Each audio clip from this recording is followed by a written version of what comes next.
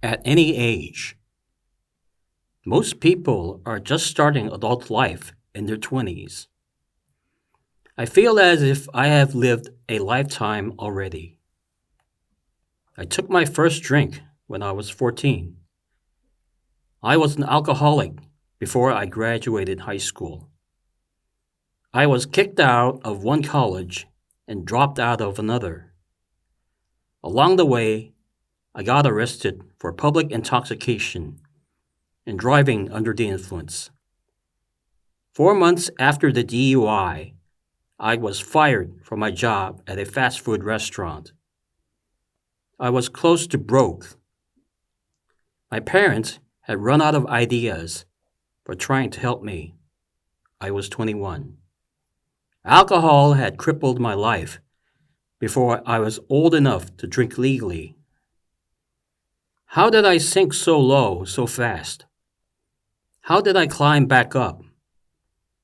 I hear those questions a lot in my current job as an administrator at a sober living facility in Austin, Texas, called Alpha 180, which specializes in people like me.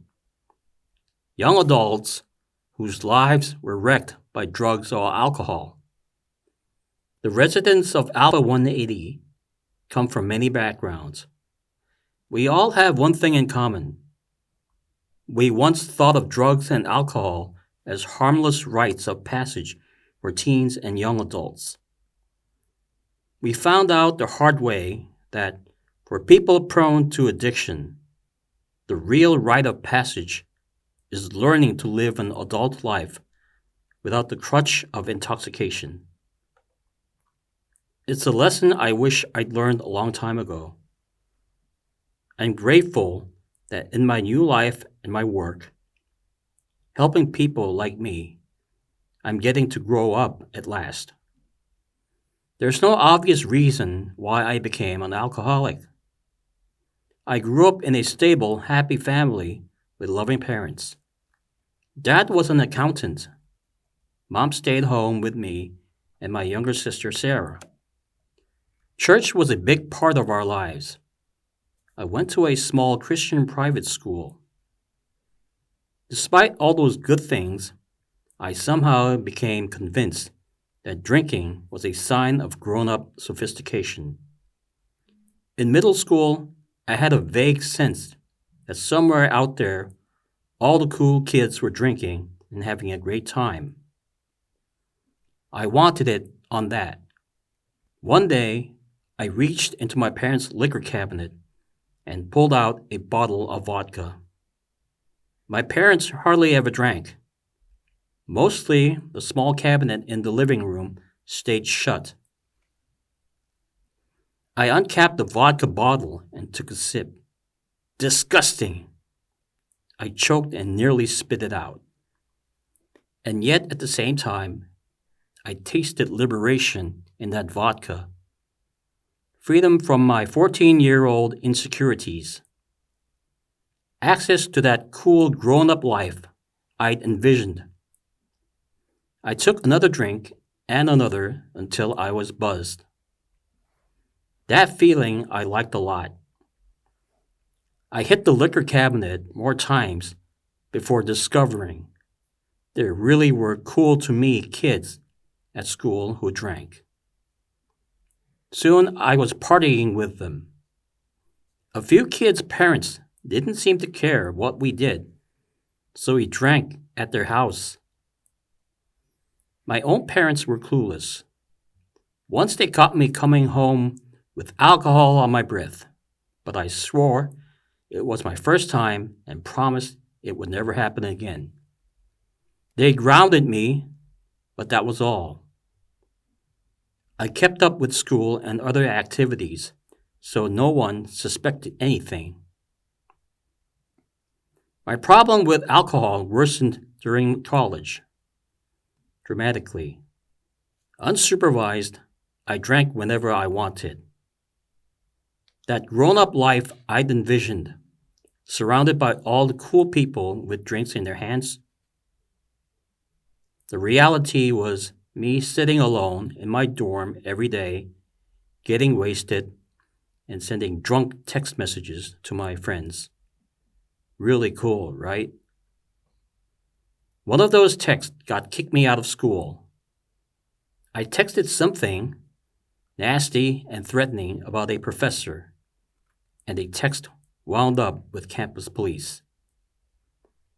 A few hours later, officers were pounding on my door. I was arrested for threatening a faculty member. I couldn't even remember what I'd written. Administrators told me I could leave the school or face charges. I left. My parents were stunned but tried to be supportive. They let me live at home while I applied to a new college, Texas A&M. I kept things together until I started school.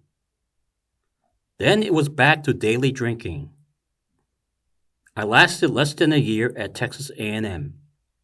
Late one night, I came reeling out of a bar and got arrested for public intoxication. 10 months later, while driving drunk to meet some friends, I blasted through a small town at high speed and got pulled over. I failed a sobriety test and went to jail. My parents found an outpatient rehab program. I attended half-heartedly for a week before relapsing. Part of the problem was that most of the other people in the program were older than I was. I convinced myself they were the real alcoholics. I was just a college kid who liked to party. I can handle this, I told myself.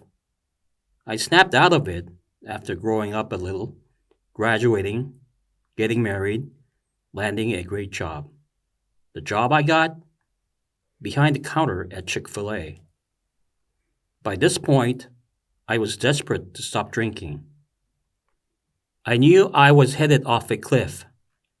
The cliff came 4 months later when a Chick-fil-A fired me for coming to work drunk with a bottle of liquor in my pocket. Why did I do it? Especially when I knew alcohol was wrecking my future? I drank for the same reason all alcoholics drink, because I was physically addicted and thought drinking would help me cope with the shame of living an alcoholic life. That's what people in recovery call alcohol brain. It culminates in a shame-based drinking. I went back to La Hacienda, the rehab facility I dropped out of. I'm wondering if you take people back. I asked the man at the intake desk. I braced myself for a curt no. Of course we do, He said. It's great to see you, Ross. Welcome back. I was floored. Standing there at the desk, I told him everything. How I'd returned to drinking a week into the program, then gotten fired from my job. My voice was heavy with defeat. Matter of factly, the man told me about La Hacienda's 4-week residential program in a small town about 200 miles from Texas A&M, not far by Texas standards. I decided right there that's what I wanted. We've been trying so hard for you. Dad said when I told him I was going to a treatment center. Part of me wanted to say, God doesn't seem to be answering those prayers. But that didn't seem like the right attitude to start recovery. La Hacienda combines the Alcoholics Anonymous 12-step program with lots of support from treatment professionals, doctors, therapists, nurses, and other applicants. Determined to succeed, I blazed through AA's steps 1 and 2, admitting I was powerless over alcohol and that only a power greater than me could stop my drinking. Then came step 3. We made a decision to turn our will and our lives over to the care of God as we understood Him. What did that mean? I'd grown up in church. Hadn't I already done that? If praying to God could stop alcoholism, I'd have been sober a long time ago. I don't get this one, I confided to a therapist. It's not complicated. He said, You just have to be willing to do things you know are good for you, even if you don't really want to do them. Trust God to know what's best and follow His lead. do things you know are good for you, even if you don't really want to do them. From the moment I took that first drink from my parents' liquor cabinet, I've been running away from this simple definition of growing up. I crawled inside a bottle and hid from the complicated emotions and difficult responsibilities of transitioning to adulthood. I'm tired of doing this alone, I said to God. Help me. I'll do what it takes, no matter how hard. I graduated from La Hacienda, sober but still ashamed and unsure of how to live an actual adult life. Together with two La Hacienda friends, I moved into a sober living house in Austin. While there, I happened to attend an AA meeting at another sober living facility called Alpha 180. It was a revelation. Everyone in the room was my age. Their stories were my story. Underage partying leads to solo drinking, leads to train wreck. I'm so ashamed, one person after another said. I feel like I let everyone in my life down. I want a different future. I didn't know what my own future held, but I felt certain these meetings would help me figure it out.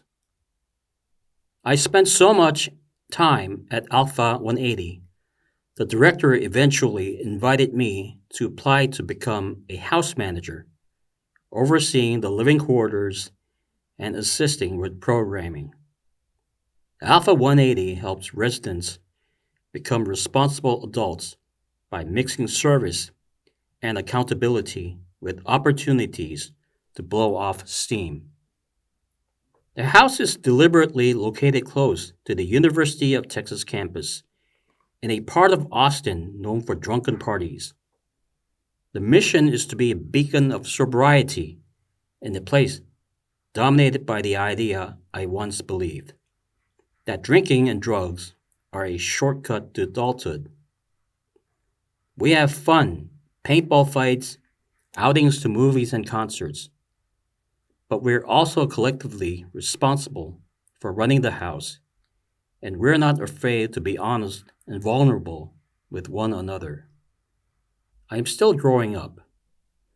I recently re enrolled in school, and I'm taking on new responsibilities at Alpha 180, writing for the house's website and mentoring younger residents.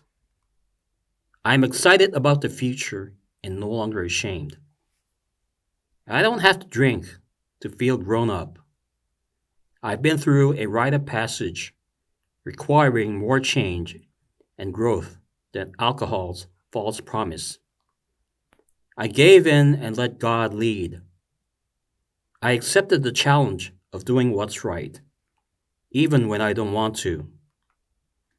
I encourage every young addict to embrace those life giving marks of true sobriety, of true adulthood.